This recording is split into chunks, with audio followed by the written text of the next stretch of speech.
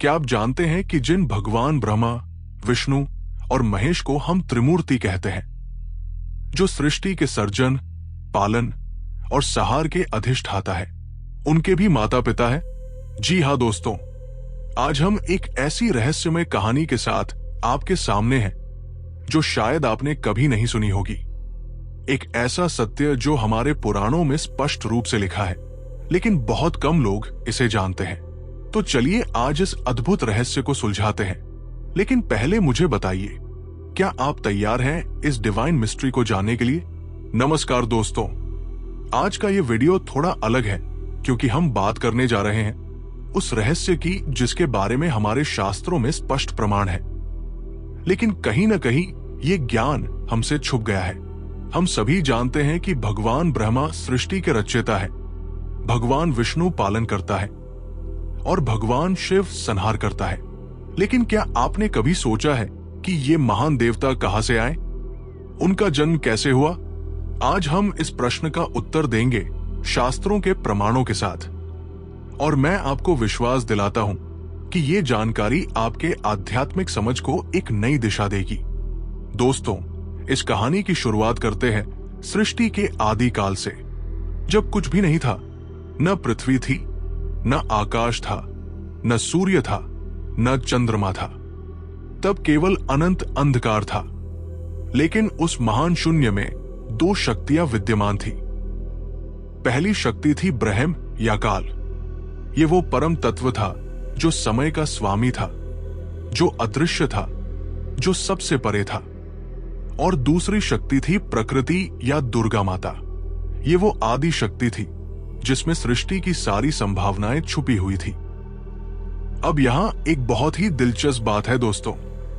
श्रीमद् देवी भागवत पुराण में स्पष्ट रूप से लिखा है कि माता दुर्गा ने स्वयं भगवान विष्णु से कहा था, हे विष्णु, तुम, ब्रह्मा और शंकर, तुम तीनों मेरी कृपा से अस्तित्व में हो। तुम्हारा जन्म होता है और मृत्यु भी होती है। तुम शाश्वत नहीं हो। केवल मैं ही नित्य हूं, जगत की जननी हूं।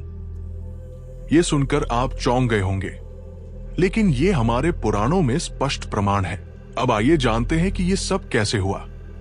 शिव पुराण में एक अद्भुत कथा है। जब सृष्टि का समय आया तो उस परम ब्रह्मा, काल और आदि प्रकृति दुर्गा के संयोग से तीन गुण प्रकट हुए। एक, रजोगुण, जिससे ब्रह्मा जी का जन्म हुआ। दो, सत्वगुण, जिससे भगवान विष्णु का जन्म हुआ। तीन, तमोगुण, जिससे भगवान शिव का जन्म हुआ। कल्पना कीजिए उस दिव्य क्षण की जब आदि शक्ति माता दुर्गा के गर्भ से तीन ज्योतिपुंज प्रकट हुए।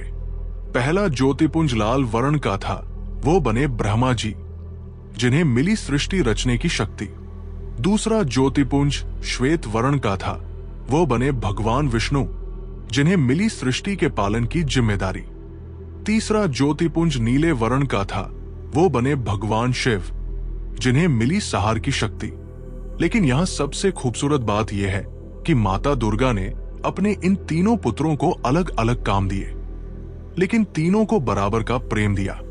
एक मां की तरह उन्होंने तीनों को अपना अपना क्षेत्र दिया जहां वे उच्चतम हो सके। अब आप कह सकते हैं कि यह सिर्फ एक कहानी है, लेकिन दोस्तों, हमारे पास इसके ठोस शास्त्रीय प्रमाण है। श्रीमद् देवी भागवत पुराण में स्पष्ट रूप से लिखा है, त्रयो देवा ब्रह्म विष्णु महेश्वरा मत प्रभावात जाताए सर्वेन नित्या। अर्थात तीनों देवता ब्रह्मा, विष्णु और महेश्वर मेरे प्रभाव से जन्मे हैं और ये शाश्वत नहीं है। शिव पुराण में भी इसका प्रमाण मिलता है। रुद्र संहिता के अध्याय 9 में स्पष्ट रूप से लिखा है, एव ब्रह्मा विष्णुश्च शिवश्च त्रयो देवा सगुणा, किंतु शिव ब्रह्म काल निर्गुण कहा गया है। यहां एक बहुत ही महत्वपूर्ण बात समझनी होगी। जब हम शिव कहते हैं तो दो शिव है। एक, त्रिमूर्ति के शिव जो तमोगुण से जन्मे। दो, परम शिव या ब्रह्मा जो निर्गुण है और सबके पिता है। यह विशिष्टता बहुत महत्वपूर्ण है। अब यहां एक दिलचस्प बात यह है कि अलग अलग पुराणों में अलग अलग मत मिलते हैं। ये हमारी सनातन परंपरा की सुंदरता है। वैष्णव मत के अनुसार कुछ उपनिषदों में कहा गया है कि भगवान नारायण विष्णु ही सबसे पहले थे और उनसे ब्रह्मा और शिव का जन्म हुआ। शैव मत में कहा जाता है कि परम शिव ही आदि है और सब कुछ उनसे ही प्रकट हुआ। शाक्त मत में, जिसकी हम चर्चा कर रहे हैं, आदि शक्ति दुर्गा को परम माना गया है। लेकिन दोस्तों, यहां समझने वाली बात यह है कि ये सभी मत अलग नहीं है। ये सब एक ही परम सत्य के अलग अलग पहलू है। जैसे एक ही हीरे को अलग अलग एंजल से देखने पर अलग दिखता है। देवी भागवत पुराण में खुद भगवान विष्णु कहते हैं, ब्रह्मा हमीश्वरवरः किलते प्रभावात सर्वे वयन जनियुता न यदातु नित्याय। मतलब है माता, ब्रह्मा, मैं, विष्णु और ईश्वर शिव, हम सब आपके प्रभाव से जन्मे हैं। जब हम नित्य नहीं हैं, तो अन्य देवता कैसे नित्य हो सकते हैं? अब इस ज्ञान का क्या महत्व है हमारे जीवन में? दोस्तों, ये जानना कि त्रिमूर्ति के भी माता पिता हैं, हमें ये सिखाता है कि पहली बात दैवी पदानुक्रम है। कोई भी शक्ति, चाहे वो कितनी भी महान हो, वो किसी न किसी स्रोत से आती है। ये हमें विनम्रता सिखाता है। दूसरी बात, स्त्री शक्ति का महत्व। माता दुर्गा का आदि शक्ति होना ये दिखाता है कि निर्माण में स्त्री ऊर्जा कितनी महत्वपूर्ण है। तीसरी बात, चक्रीय प्रकृति। जब त्रिमूर्ति का भी जन्म और अंत है, तो ये हमें याद दिलाता है कि सब कुछ चक्रीय है। जन्म, मृत्यु, पुनर्जन्म।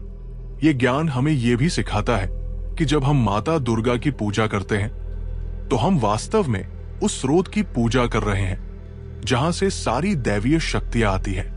और जब हम त्रिमूर्ति की पूजा करते हैं, तो हम उन अलग अलग कार्य की पूजा कर रहे हैं जो हमारे जीवन में निरंतर चल रहे हैं, सृजन, संरक्षण और परिवर्तन।